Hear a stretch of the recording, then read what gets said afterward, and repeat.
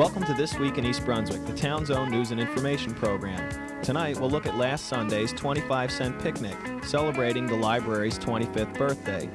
Some first graders at Memorial School are trying to brighten up the day for patients at St. Peter's Medical Center's pediatric ward. We'll also stop by this year's fishing derby and a concert given by the Accordian Pops. Information on this year's upcoming Memorial Day parade, and on your pet doctor, information about raising hamsters. We'll also have our weekly Township Council review, but first, here's what's ahead next week on Channel 8. Monday morning, tune in and shape up on Look Great, Feel Great at 10 a.m. Tuesday evening at 7, it's in print, followed at 7:30 by Around the District, hosted by your local legislators. Wednesday at 3 p.m., there's stories for preschoolers, and at 7:30 Wednesday evening, For Art's Sake takes a special trip to bring you an inside look at the new New Jersey State Aquarium in Camden, followed at 8 by The Arts. Thursday at 7 and 8, it's a new edition of This Week in East Brunswick, and at 7:30 p.m. Thursday, it's Aging Aspects and a trip to the Staten Island Zoo. Check the Channel 8 program guide for recasts of all of our shows and community announcements.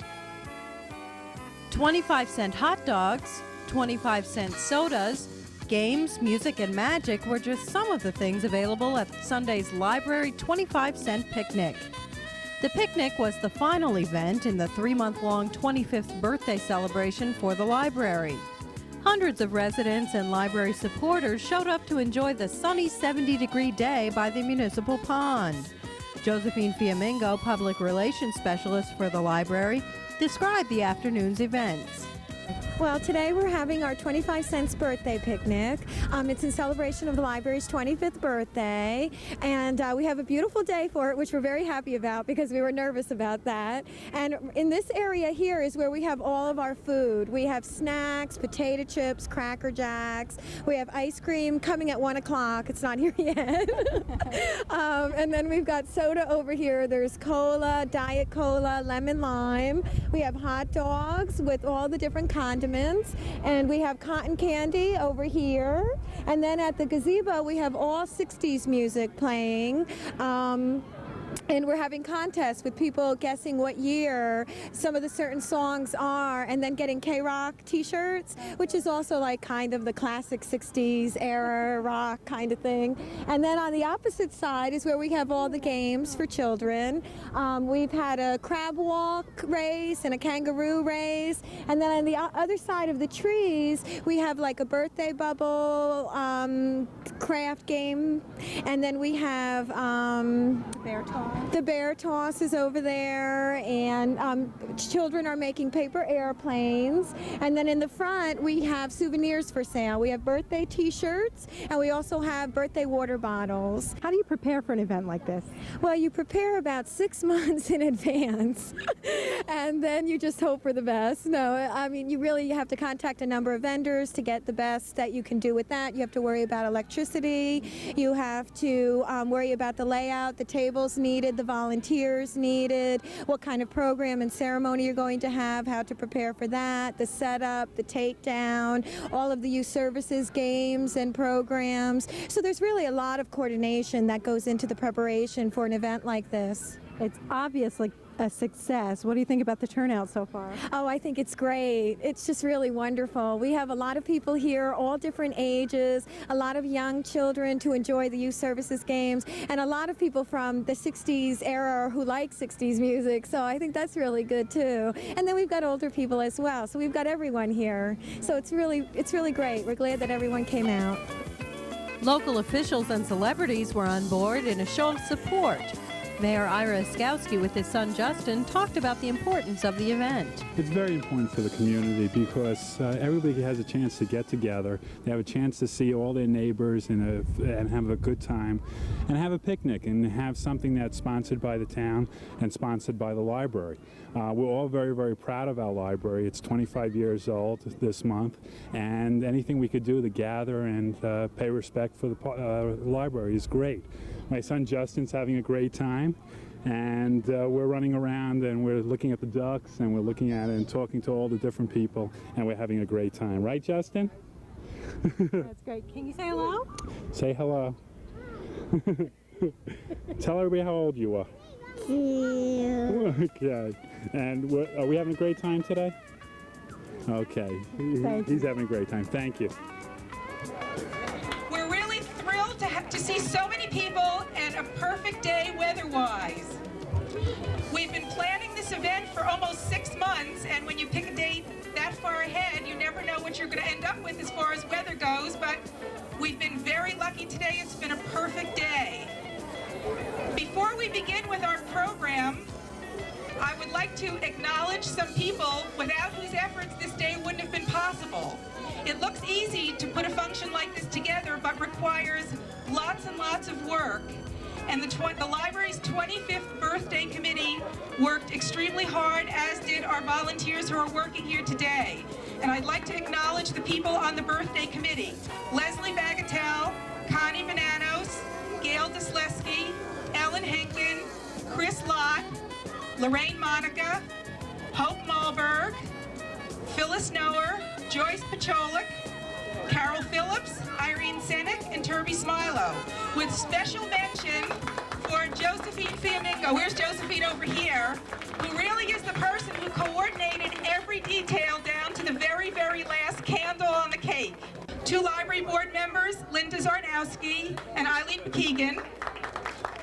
Come up here so they can see you. And our Friends President, Hope Malberg, Friends of the Library. And Council President, David Zarnowski. And Mayor Ira Oskowski. And we're going to ask their help in a little while when we all sing Happy Birthday to end the library's wonderful birthday celebration. We're here to say happy birthday to the EB Library 25!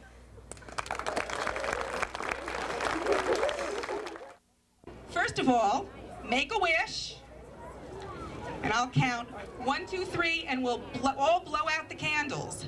1, 2, 3. Now it's time to sing.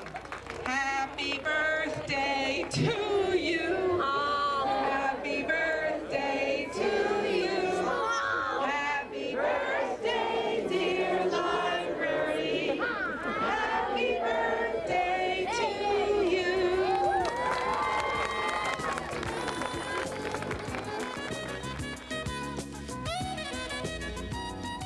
Plans are well underway for the 1992 Memorial Day Parade and Ceremony. It's scheduled for Sunday, May 24th, and we hope you're all going to join us. But we're here today to tell you a little bit about traffic that day and how to get the best viewing point for the parade. With me, I have Sergeant Ken Scala from the Traffic Safety Division and Victor Romatowski from the Parks Division, who's our Chief Marshal. Ken, what can we expect that day in the way of traffic, and for the people that are living along the route, how should they plan for that day? Well, Judy, we can definitely expect some roads to be closed to through traffic. We can expect some traffic delays. People that live on the parade route are going to have their street closed and in successive lengths.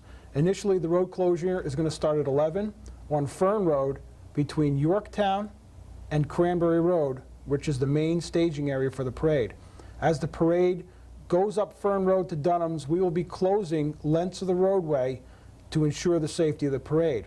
The rest of the parade route will remain open to cross traffic until the parade reaches a point where we must close the road. Mm-hmm. If you have visitors coming to your home on the day of the parade, please make sure that they're there before 11 to ensure that they will have no problem getting to their house.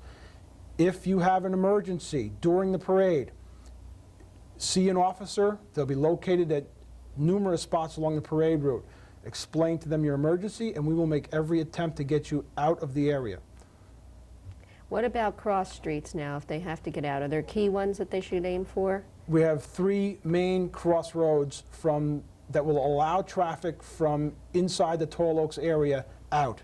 One will be on Guernsey Lane and Riders Lane. That will be open until the parade reaches Riders Lane and Dunham's Corner Road. That will be for traffic going out to Cranberry Road only. We will also open up Tall Oaks crossing Dunham's for traffic going northbound towards Milltown Road.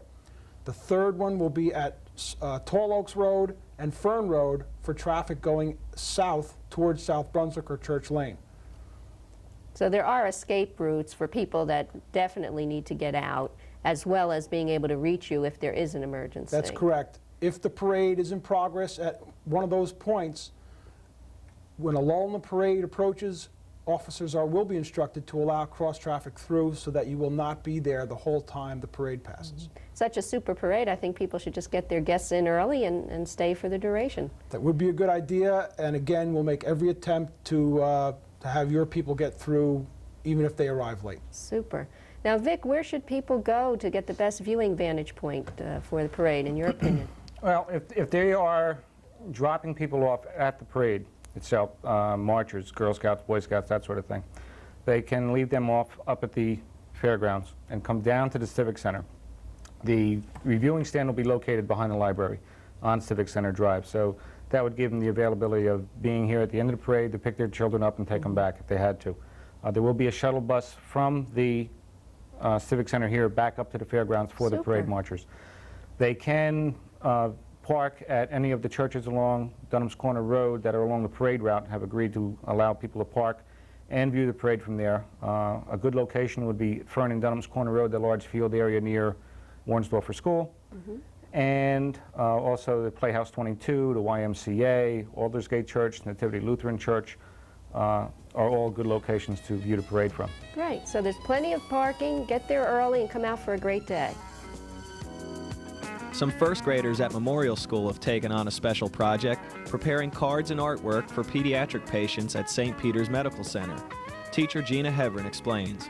It started back during Valentine's Day when the children were busy preparing for their Valentine's party, and they were making Valentines, and what I found out is they were more impressed with making their own Valentines and giving it to each other than they were in receiving. So we decided that we would just make Valentines for other children as well, so we chose the children at the hospital. I went there yesterday, as a matter of fact, and dropped off some new things. The children at the hospital, they said they love it, and what they do is the ones that they don't hang up, the children ask that they could take home with them. So they seem to enjoy it, and the kids enjoy making it. They like hearing the good things that the children, how they feel about it. Today they're making butterflies.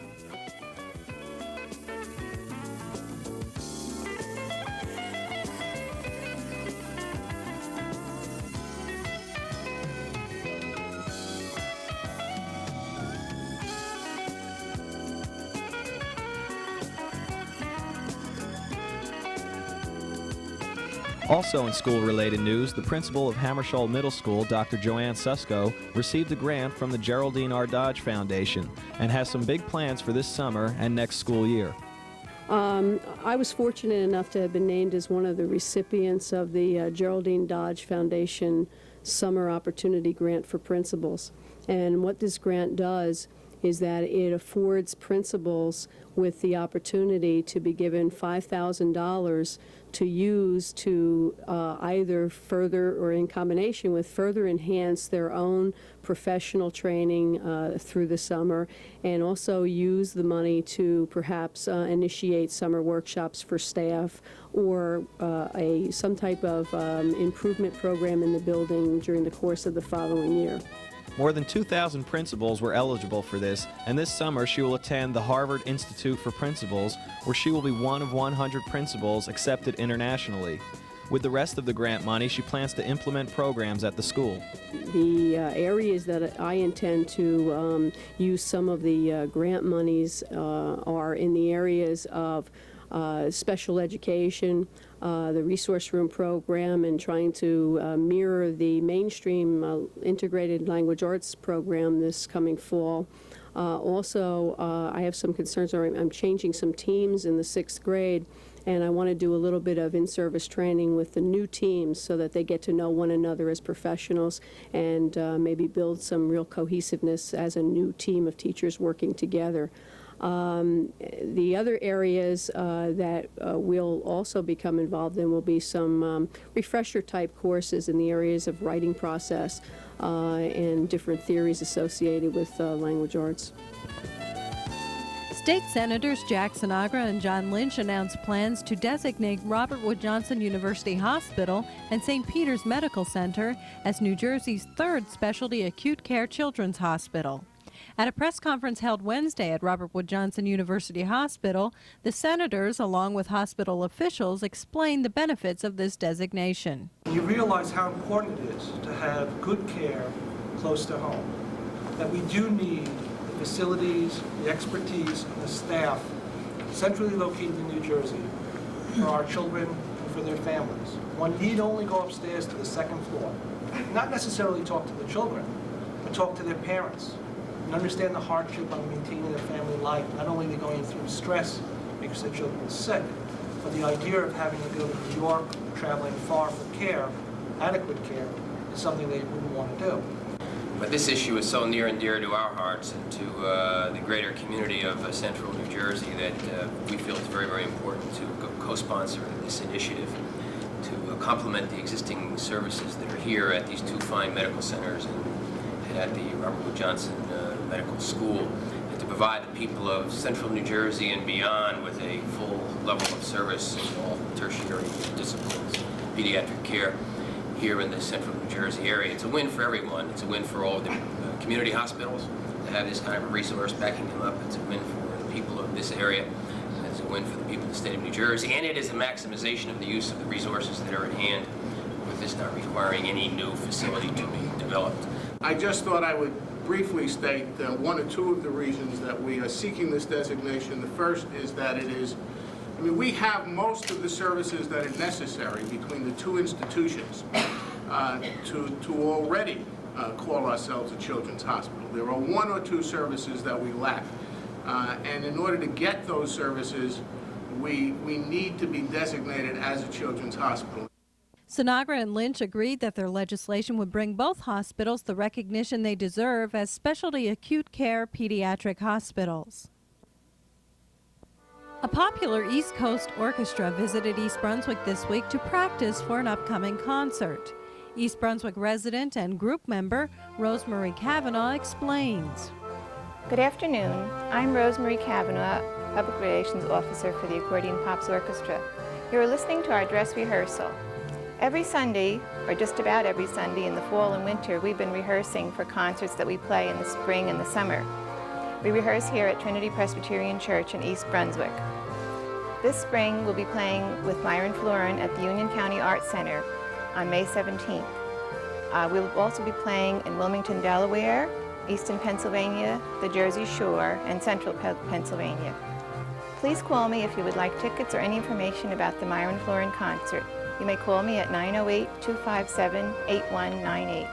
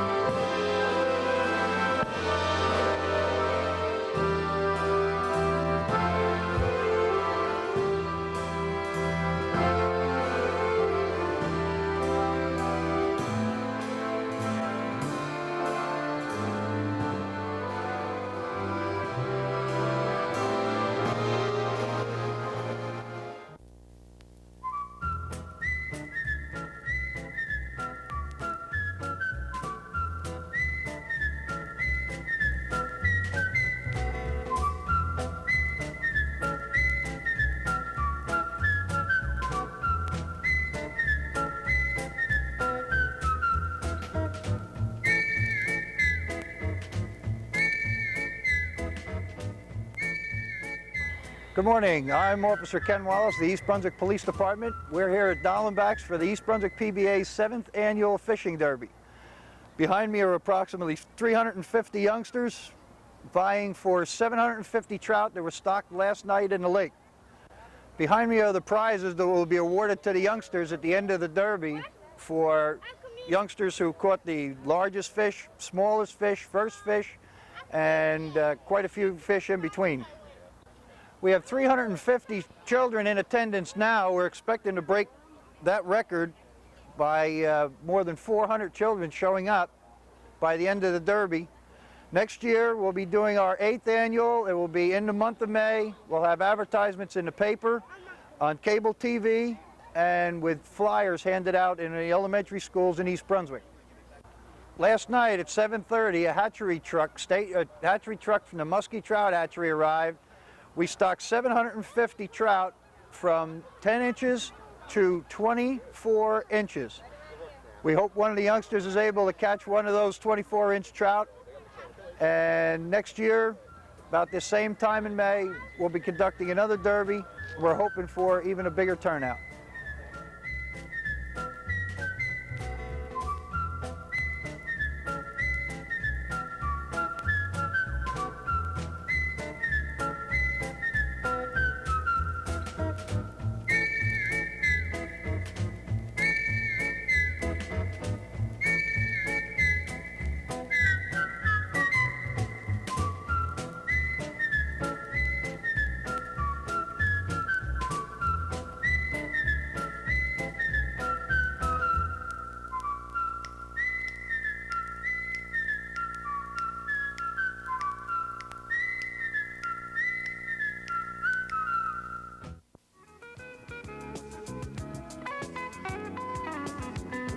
Hi, and welcome back once again to The Pet Doctor.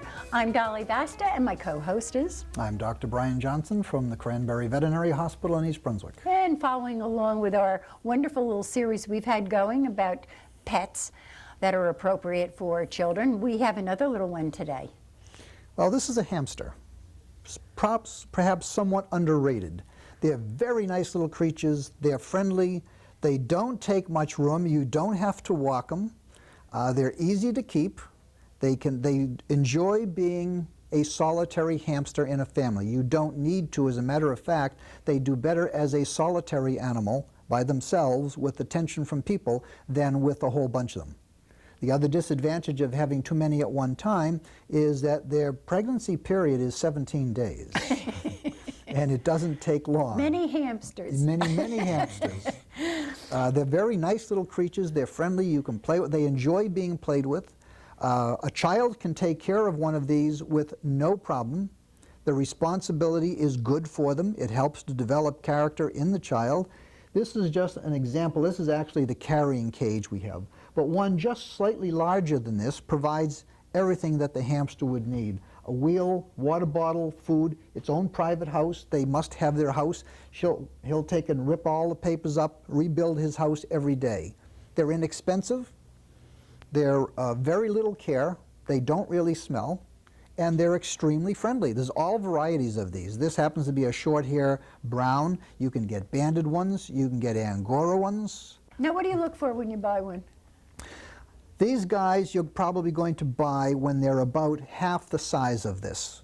You can get them, this is full grown. Mm-hmm.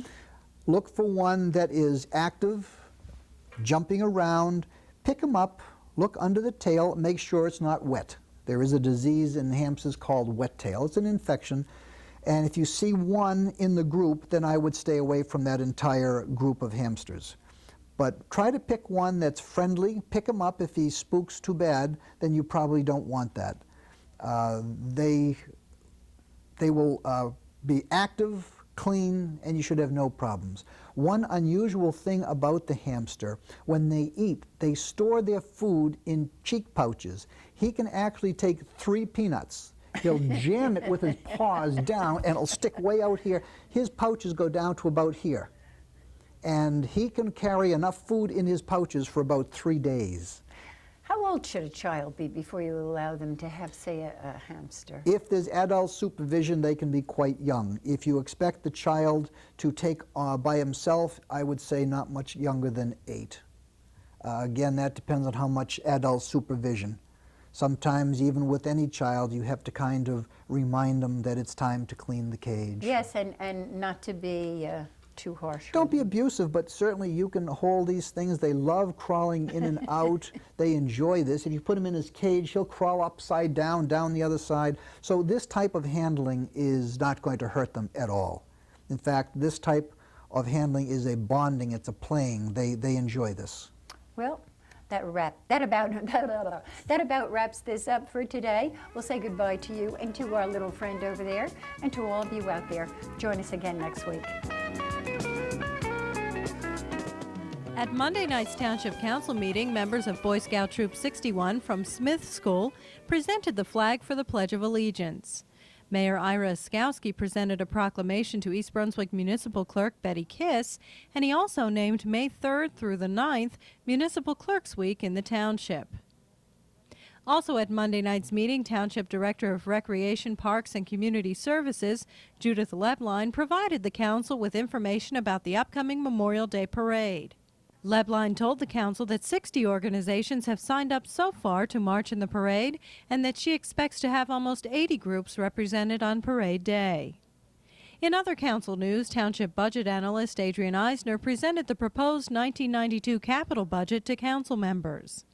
Specific projects in the budget were discussed and Township staff members were on hand to address the council. The 1992 capital portion of the budget is a no-increase budget and remains essentially the same as 1991. The municipal budget cannot be passed until the township receives approval from the state. That's all for now. Thanks for watching.